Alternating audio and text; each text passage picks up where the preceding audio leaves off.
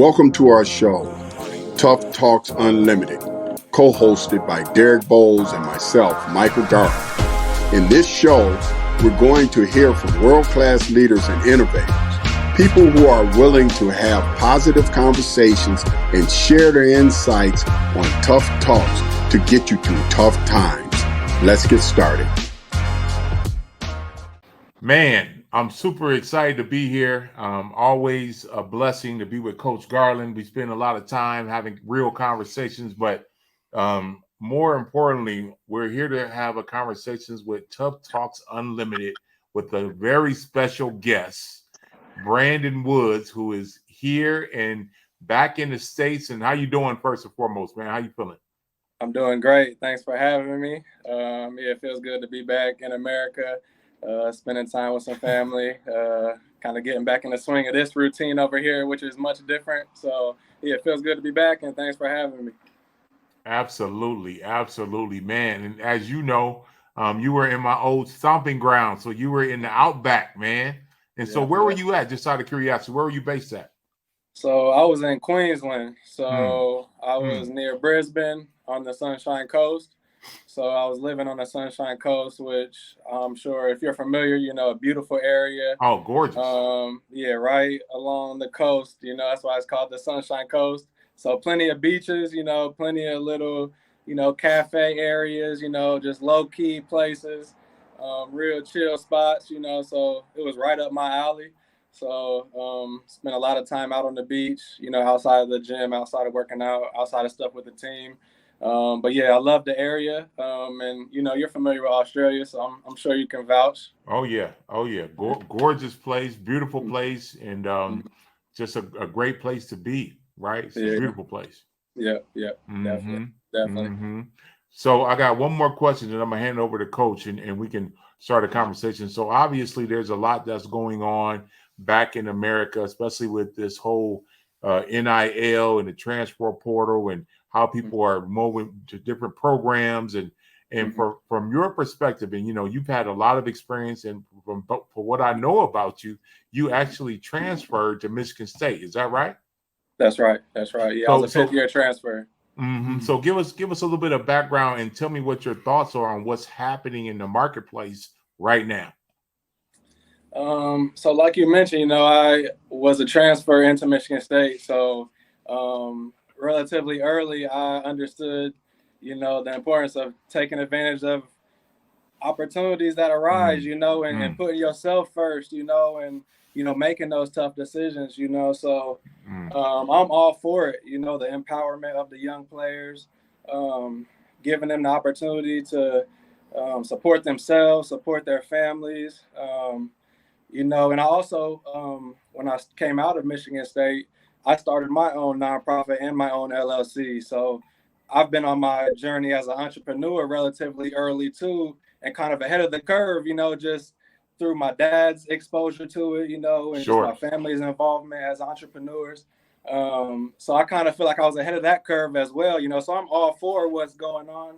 And, with me, the kind of how things have opened up for players and given them the chance to, control their careers, more and make those decisions. And, some of them will go in their favor, some of them won't, that's just kind of, that's just how it goes, so I'm all for it. And, just when I transferred into Michigan State, that was right. That was like when that rule wasn't really taken advantage of, so this is like something I always speak on, when I have these conversations.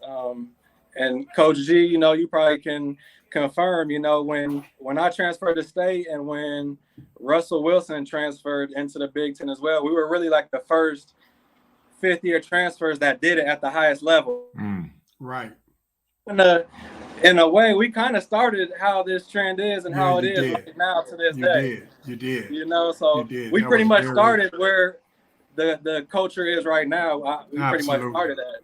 Absolutely. It was quite different then. It was not as prevalent, but boy, I tell you what, though, it was you were very good for us. We needed it. We didn't have a score, and you came in there and provided just what we needed to sustain what we had been doing. If I remember correctly, we won the Big Ten, and we also won the Big Ten tournament, and we got rolling. And I think we would have made the Final Four if Brandon Dawson hadn't got hurt in the last regular season game. I really think, especially in the game that we lost, where we couldn't really score like that, he would have got us some, putbacks, easy buckets.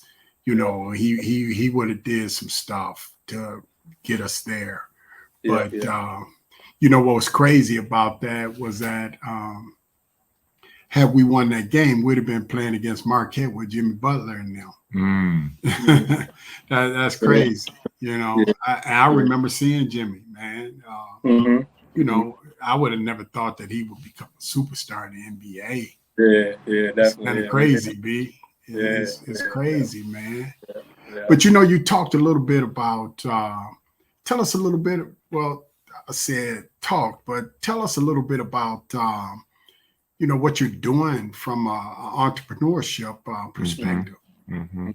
So, like I mentioned, I knew it was important. I didn't know the importance, but I knew that when I finished college, not only was I a rookie as an athlete, I felt like I was a rookie in the real world as well, and as an entrepreneur. So, I mean, like I said, I had the leadership of my father who, helped me do all the paperwork to make my LLC, Moboy LLC, legitimate, make the Brandon Wood Foundation legitimate, So I was able to do a lot of community work and be very, very resourceful over the years through those two platforms, which were pretty much just, me formulating my personal brand in those two manners, So it just made me more legitimate.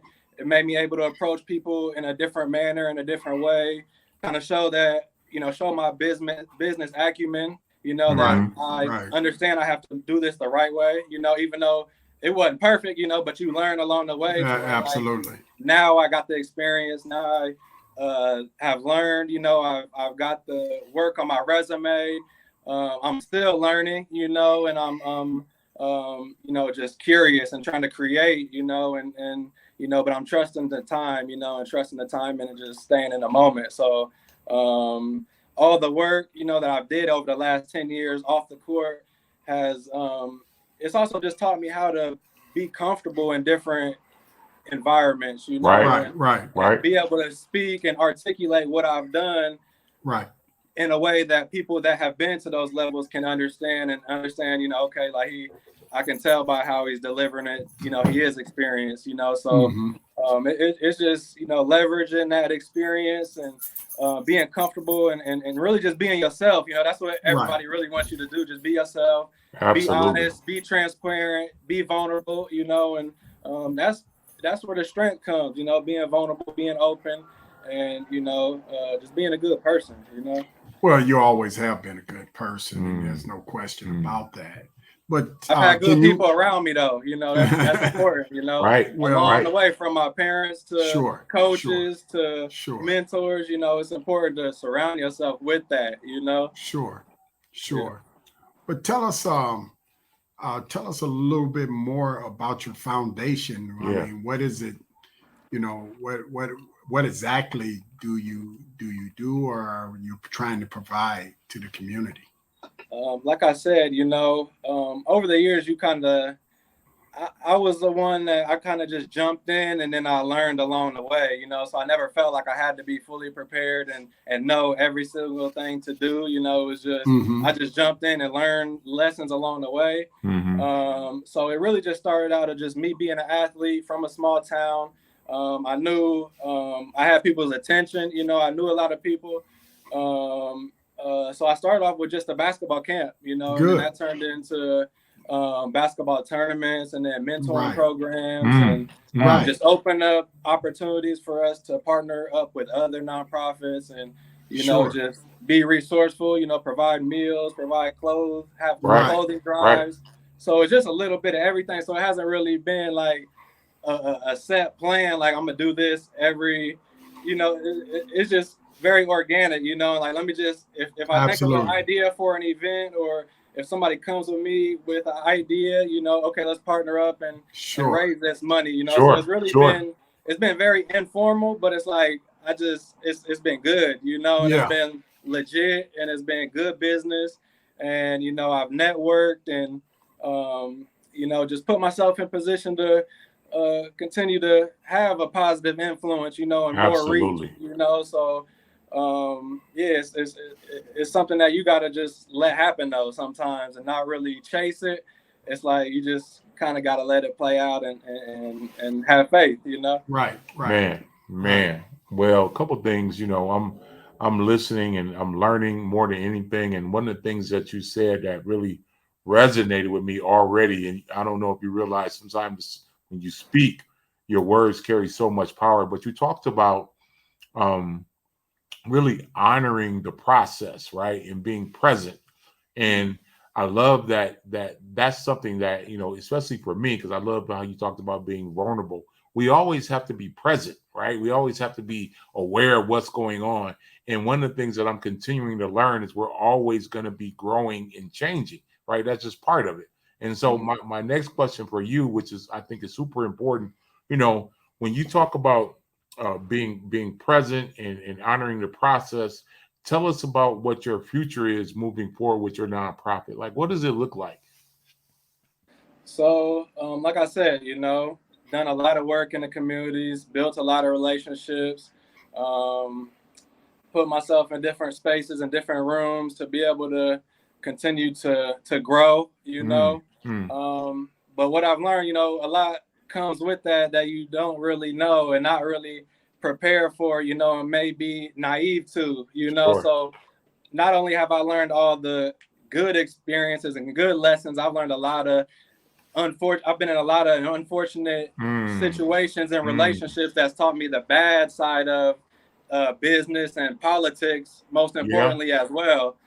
So I've like I said, it's all been because I've been open to meet people and never really boxed myself in or boxed anyone else in, right. But and I'm a people's person, so people will box you in and judge you based on the people that you're around and the areas that you do business in, and it's so I've experienced all you can experience as an athlete, as a young, growing, learning entrepreneur, and as like a member of community and society, and understanding all different dynamics, and then you put it with the history and what's happened in history, and it's like you just really understand what you need to know. Absolutely.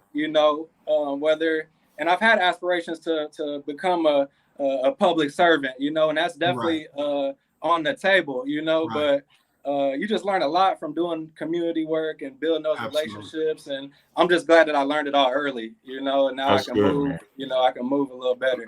That's good. That's powerful. But yeah, I have big aspirations for the nonprofit and the community work. Public's like not as a with any title, but but just serving in general, that's my passion, so no matter what I do as an entrepreneur moving forward, or as a career moving forward, like my passion will always be in nonprofit work. So I look to do nonprofit work at the greatest levels. And I changed the name. I haven't announced it yet, but I went through the process to change the name of my nonprofit from the Brandon Wood Foundation to the Reach for All Foundation. Oh, wow. So powerful name. That's great. Very powerful name. Yeah. Be as interesting. You talk about community, you talk about supporting community and what's involved in that. And, you've been in both countries. You've been here in the United States, and now you're over in Australia. From your perspective, how would you compare life in Australia compared to life here in the United States? That's a good question. That's a great question. I would say, generally speaking, just being abroad and being anywhere that I've been overseas, I think some different dynamics it come down to. You know, obviously, in most countries there's a speaking barrier. You know, so right. And you can kind of associate. What I've learned is you can kind of associate that with in two different ways. You know, like you might not be able to communicate with people as much as you can here at home, but at the same time, you don't have to hear a lot of the nonsense. Sure, You not have to receive none of the projections that influence you, you know. So for me, that's been the most special part, is just kind of being in your own bubble. That's I was fortunate to have my wife with me, so we were in our bubble, so that made it even more special. Sure. So it's kind of just how you look at it. So that's the best part to me, just the ability to kind of just be in your own world, outside of all these influences that are here in America, because it doesn't seem like they're to the same degree in these other countries and in these other continents. It's just, you know, it's just, first off, it seems like it's less about money, it's less about power, and it's less about myself and like comparing myself and judging and all this, and you know, it just seems like a more at ease lifestyle in general. So absolutely, so that's the best part to me. So would you say, as an African American man over there, comparatively, how would you say you were treated? Man, I've been treated amazing everywhere. You know, like I mean,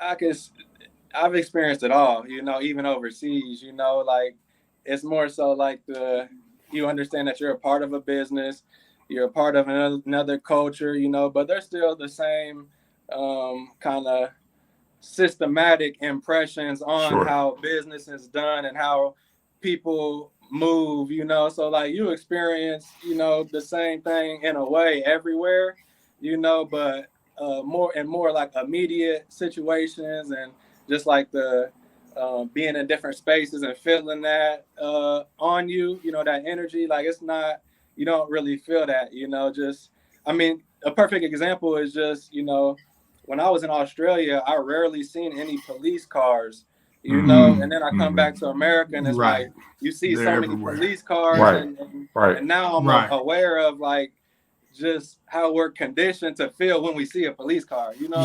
Like, little stuff like that you just don't have to experience in those other spaces, you know. So it's just a different, you're able to breathe different, you know. It's just no question. Different.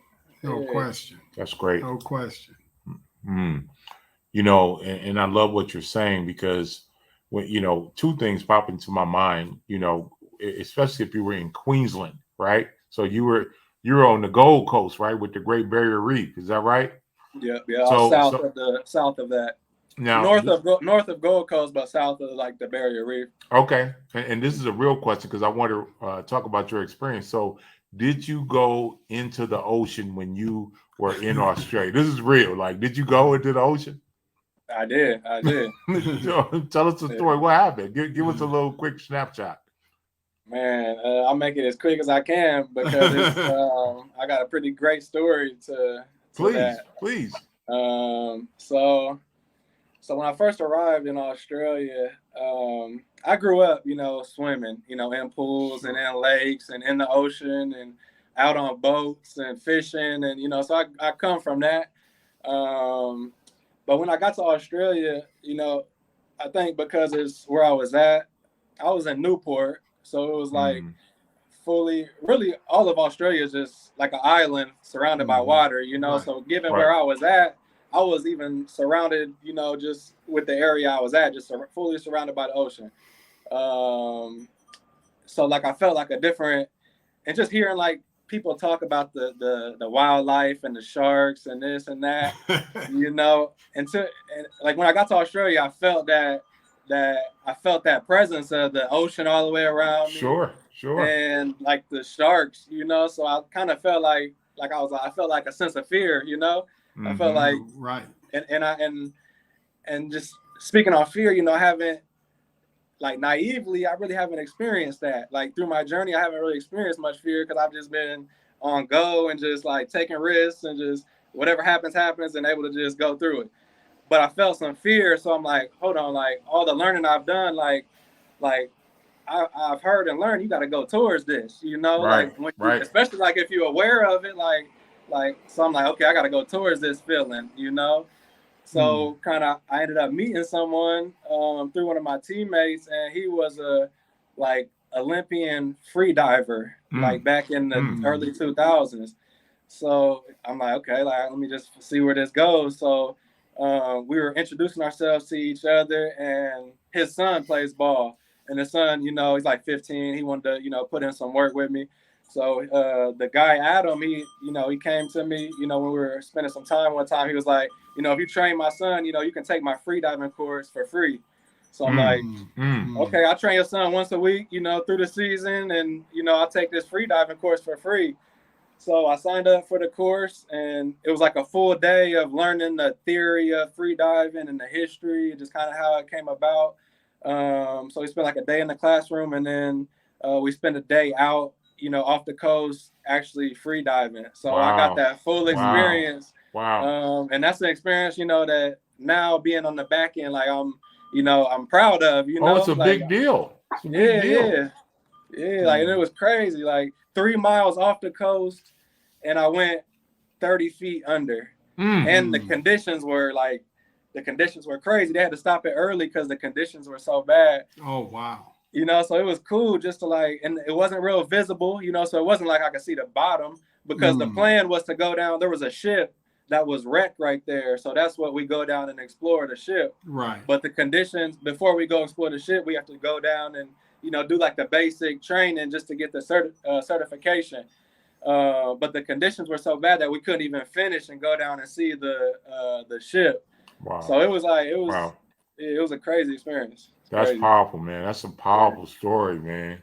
And I love that you weren't afraid of really taking a challenge and going towards it, because I think that says a lot, right? That says a lot about your spirit and who you are. And it kind of like there kind of was a delay too, because when I went to the first day, it kind of like added to the test. You know, after I went to the day in the classroom, that was on a Saturday, and then Sunday was supposed to be the day we go out. But when I went to the class, the Sunday, I think the conditions were bad that day. So my second day, when I went to dive, it got delayed like 2 or 3. Like I had like 2 or 3 months to kind of like, you know, still feel that feeling, you know. So it was cool. It was cool. Man, that's great. Well, B, the name of our show is Tough Talks and Unlimited, and we talk about you know, how people, you know, have unforeseen circumstances happen in their life, and you know, we always ask our guests, you know, what did they do to actually work their way through it? And I know, you know, you lost your wife a few years ago, and you and I used to talk about it quite a bit. Can you talk to our audience about, you know, just what you did during those troubled times? Definitely. So how I move forward and what I'm grateful for and thankful for is that I feel like we did the work that we were supposed to do to be prepared for that time. You know, so it wasn't necessarily about like, you know, the process after. It was like, you know, we did it just flowed with our journey. Like we kind of did what we needed to do prior to be able to be within this space now and be able to move forward, you know. So it's definitely it's a process, you know, but with time, you know, you feel a little better, you know. You know, given that we did that, you know, we were both in our purpose, you know, we both traveled the whole world together, you know. Obviously I was an athlete. When we come back into America, she was a private nurse. So she was like a lifelong private nurse. So that's what she did. So we were both doing what we love. You know, we both served together. You know, we obviously had our nonprofit. We did our community work. Every chance we got, we volunteered. And, you know, whether it was serving the homeless or helping people in prison or helping people who are in recovery, you know, every chance we got, we did it, you know. And like I said, we just traveled and learned those lessons that come with, you know, being in those different cultures and spending time away. So it was like, it's pretty much like we were fulfilled, you know, and that experience, what I've learned, that's a part of fulfillment, you know, and it's just how you perceive it, and you know, your imagination and how you've learned and what you've unlearned, and you know, it's just how you associate to it, you know. So I'm grateful that we had the life that we lived together, and we got together young, you know. So we raised each other, you know. We really like raised each other and went through it all, you know, and had a 9-year marriage, and we're together 13 years, and just was down for each other, you know. So it's like that's sometimes that experience is part of it, you know, and it doesn't have to be a bad thing. That's what I've learned, and that's what you know, I embody. You know, that's just the only way I can speak on it. Sure. Well, I know for a fact how much you loved her, and you know, the connection that was there. You know, I don't know if you remember this, we had the opportunity to meet, and you brought her to the Breslin Center, and what a fantastic girl. But man, it's good to hear you actually healed from that situation, and I can tell by your, you know, by your voice and your body language that you're at peace with that, and that's big, because there are people they don't heal with time. Sure. But you have given yourself that opportunity to do that, and that's fantastic, and I'm happy for you for that. Yeah, I appreciate it. I mean, in a way, you know, we all are healing until that moment, you know, and that moment, from what I know now, you know, that moment is a part of healing, you know. So it's like, you know, like I said, it's just how we were raised and how we, you know, how we associate with physical death, you know. So, that moment was healing for her, for myself, you know, and, you know, now it's just a new part of the journey, you know, part of the experience. And, you know, like I said, I'm just grateful for, you know, the connection we had together prior, you know, and, you know, it's different. Obviously, Coach G, you've been married for a long time. I'm not familiar, Derek, with you, but I'm sure you've experienced love, you know, in those connections. But the connection, the spiritual connection that is available between a man and a woman is special, you know. Yeah, if you it's like, I can speak on it, you know, but some things you just got to experience, you know, and it's not even meant to be spoken on, you know. But it's special, you know, that bond and that spiritual connection between a husband and a wife. So it's I'm just grateful. Well, let me say this. You know, you've always, from day one that I met you, you've always been present in the process. In your life, you know, you're not one of these people who are afraid to repeat process and do something differently. So when this happened, you showed up just like you showed up for us in some of them big time games, and you were present. And being present in the process is something that a lot of people, they just can't get there. They can't handle it. The stress gets to them, or the pressure, whatever it may be. But man, I tell you, I mean, for us, fantastic. It was like we're so deep. We were so deep on both of our missions and our visions for the future. It's like there was no way I could stop. You know, there was no way. Like it wasn't even you know, it wasn't even it never crossed my mind. You know, that same, I found out 6 a.m. I had therapy at 1 p.m. and I still made it to therapy. You know, so it's like it's just a different commitment, a different discipline. It's just, you know, just sticking to the mission and the vision, you know. So if I would have slowed up or hesitated, you know, and we talked, you know, we communicated, you know. So you know, she was my main confirmation, but like I still know how she would want things or what she would want from me and how she would want me to move in every situation because we communicated. So it's like I'm able to move forward fully myself and just still open and still, you know, just being myself. So it's like that's one thing I take away, and one thing I encourage couples of all ages, you know, especially younger couples, you know, you got to have these conversations, you know. Absolutely. And we did, you know, we it was a part of our daily life and our daily practices and routines, but we had the conversations,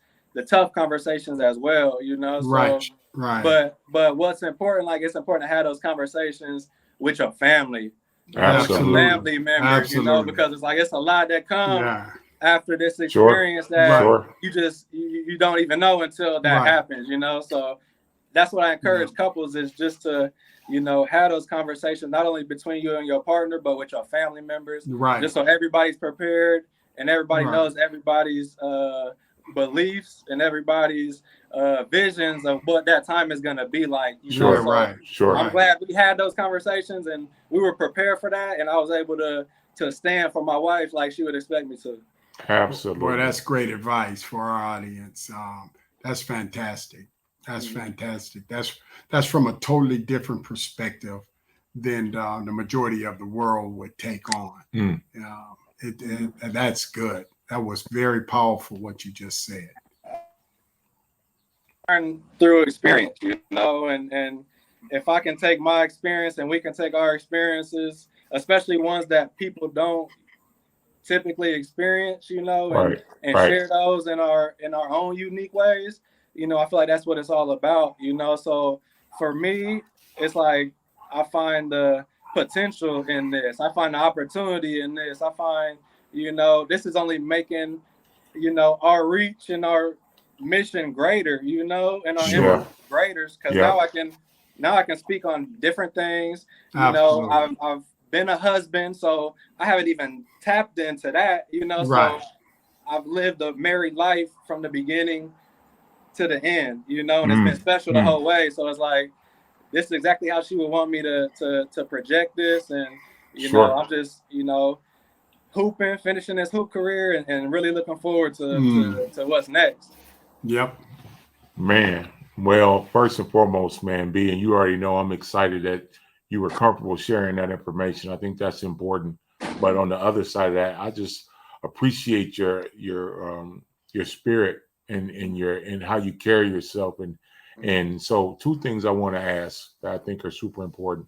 How long are you going to continue to play? I want you to think about that, and then what are things that you have upcoming that we can support you in? Because I think it's important, because you have so many gifts and you have so many things that you bring to the table. So we want to honor you in that process. No, I appreciate it. So how long do I think I want to play? I mean, how I feel physically, which that's where my mind goes first, is just physically, how do I feel mentally? My body and my mind feel fresher than ever. You know, feel stronger, healthier, and I still feel like I'm getting better and stronger every day, you know. So I feel like, you know, I could play another 10 years, you know. That's how I feel.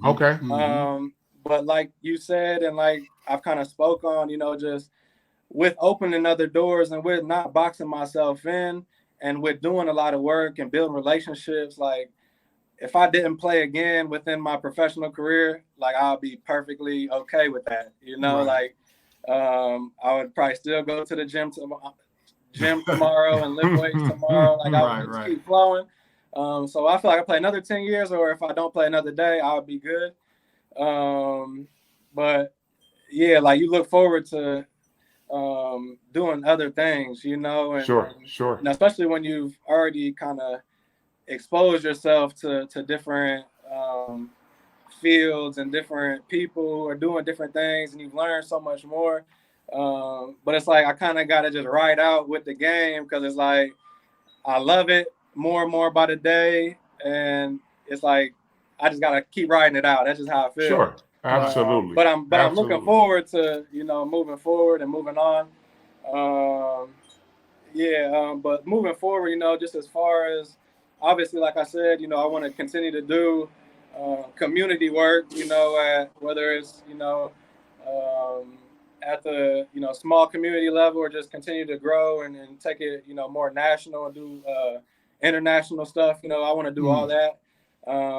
And I know I want to speak, you know, I know I want to travel and speak. You know, I feel like that's going to be a big part of my near future is, you know, obviously I'm preparing my first book, and, you know, I want that to lead into, you know, just traveling and speaking at the highest level. You know, anything that I have done or have found interest in, I think because I'm an athlete and I've been on the journey of an athlete so long, it's like anything I get involved with, I'm gonna want to take it to the top.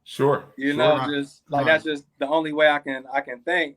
So whether it's the speaking or the like I said, the nonprofit work, the book writing, you know, if I stay involved with the game, which I get asked that question a lot, just being so committed and so invested into the game so long, I don't know if I really don't think I would want to coach, because I feel like that would be just a higher commitment and a higher level of investment. You know, I have that opportunity, but I don't know if I want to coach. I've done training, you know, so I'm cool with the player development. So I enjoy, you know, developing players at like an individual level, group training level. But I think if I'm involved with the game, I want to go into like management, you know, like upper level management, and you know, maybe like own a team one day, you know, or something like that, or be a GM or something. So yeah, but I mean, I've gotten involved with music as well, so I have opportunities in the music industry, in different roles, you know. So I've always, like, all the stuff I did throughout the years has kind of just opened those doors to now, like now it's realistic that I can run for public office, you know. I can really do whatever I want, you know. So it's like it's just a matter of time and just how it plays out, you know. But it's like I feel like I can do anything. That's great, man. That's big. That's big. And we need leadership, as you already know, in our country. So we need to find ways to get you in that opportunity so you can move in that space as well. Yeah. How can we support? What can we do to help you? I mean, from a general standpoint, as far as what I got going on, like I said, you know, I'm still hooping, I'm still playing. You know, I could, you know, the season's getting ready to begin in the next few months, so I could be leaving to play in the next month, or I could be leaving to play in a few months, or, you know, just but just generally just continuing to support the journey, you know, and you know, the support definitely goes a long way, which you guys have showed throughout the whole process, you know. But as far as like a kind of personal brand standpoint, I had my first season of my podcast, Inside the Neighborhood. I had 10 episodes in that first season, and, you know, I've taken like a break. You know, I had my season, and, you know, just kind of just letting it play out, you know, not really forcing it. But yeah, I'm getting ready probably the next month or two, start that back up. So yeah, definitely supporting the podcast that's on each of the platforms, you know, iTunes, Spotify, Anchor, you know, that's the platform we use. So supporting the podcast. Like I said, I even gotten into music, you know, so me and one of my guys just dropped a song. So I kind of like grew up, you know, with friends that are in the studio and just hanging out in the studio. But I never was the one like singing or rapping or producing any music, but kind of just over time, just, you know, as a hobby and another way to express yourself, you know. It just started to become like a hobby and become fun. So I'm going to start dropping like some songs every once in a while. Okay. So I have some songs that I'll be coming out with, and I'm even putting an album together. So yeah, so that'll be probably sometime in the coming months. So yeah, the podcast, the music, and yeah, you know, like I said, you know, with what comes with the community work, you know, a lot comes with it, you know. So as far as like a nonprofit, like I said, we're transitioning names and transitioning the branding and all that. But also, you know what, like I said, we kind of spoke on what comes with the community work. You know, you have to understand the kind of like the flow, you know, and understand when when to take a step back, you know. So it's Mm. sometimes time to take a step back and kind of reflect and evaluate and learn and understand kind of what you've experienced. So it's kind of been like a little fallback space for the nonprofit work. But once, you know, that time comes to begin back, now we're more prepared than ever, you know. So I look forward to getting back involved, you know, through my nonprofit. But until then, you know, I'll be volunteering through some nonprofits that I'm affiliated with out here in Arizona. And I'm on the board of directors. I'm on the Michigan State board of directors of the Arizona group. So I'm a board member of the alumni group out here. So we're pretty active. There you go. So it's just staying busy and doing different things and, you know, really just staying present, you know, so that's the number one. There you go. There you go. Well, B, man, we really appreciate you taking time out to come on.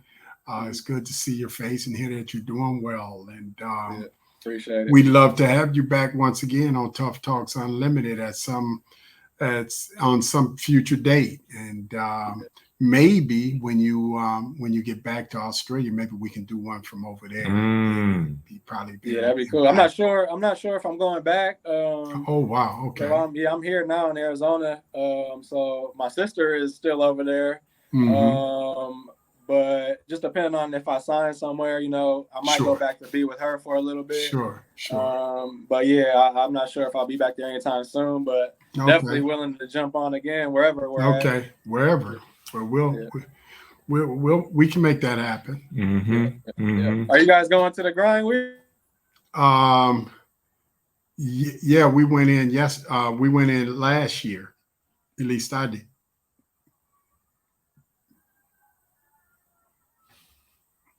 Hear me? We lost you for a second. Yeah, I can hear you now. Yeah, you asked about the grind week. Yeah. It's coming up when the end of the month. The 6th through the 9th, September. Yeah, I'll be around there. You gonna come up? Yeah, I'll be there. Yeah. Okay, then that'll be great. Yeah. Definitely catch up. Yep. Do some free throws. Yeah.